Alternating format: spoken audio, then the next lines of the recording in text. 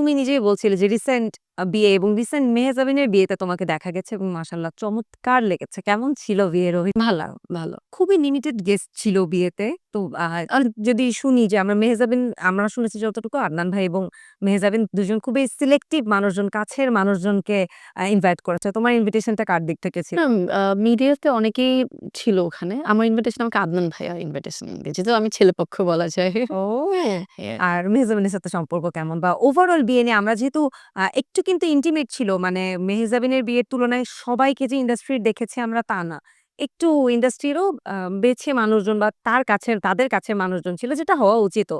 তো কেমন লেগেছে ওভারঅল বিয়ের অভিজ্ঞতা শুনি? ভালো লেগেছে। আমরা খুব এনজয় করেছি। আর এই ১ম মনে হয় আমি কোনো মিডিয়াতে কারোর বিয়েতে অ্যাটেন্ড করেছি। এক্সাক্টলি। সো ভালো লেগেছে সবকিছু। বিয়েতে গেলেই মানুষের বিয়ের গুঞ্জন শোনা যায়। তোমার বিয়ের হালকা পাতলা মানুষের কানে আসে যে পাত্র মনে হয় ঠিক আছে। তোমার বিয়ের খবর কবে পাবো আমরা? এটা তো জানি।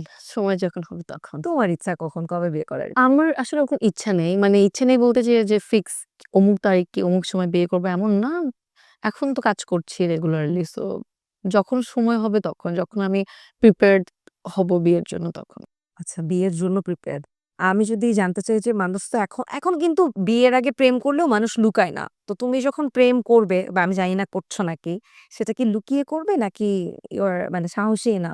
যখন করব তখন জানিয়ে করব। ঠিকঠাক মতো মানুষ তার জানবে। মানে এখন সো তুমি প্রেম করছো না? এখন তো অনেকে অনেক কথা বলে। সো আমি আসলে অনেক কথা কানেও নেই না। নিজেকে নিয়ে বিকজ সবচেয়ে ওয়ার্স্ট বিকজ কথা তো রিউমার কি আসবে। শুনেছো বলো তো? রিউমার রিউমার বা যেটা তোমাকে নিয়ে খুব চলছে। কথাবার্তা মানুষ আশেপাশে বলে বাট হয়তোবা সত্যি বা সত্যি না কিন্তু তোমার কানে খুব আসে। মানে আমার কাজ রিলেটেড এমন কার কিছু ব্যক্তি লাইফ মানে ব্যক্তি লাইফে তো আসলে আমাদের তো মানুষ সবসময় পর্দাতে দেখে। হুম, ইন রিয়াল খুব কমই মানুষ দেখে। যদি না কোনো ইন্টারভিউ হোক বা মানে কোনো ইনভাইটেশন হোক।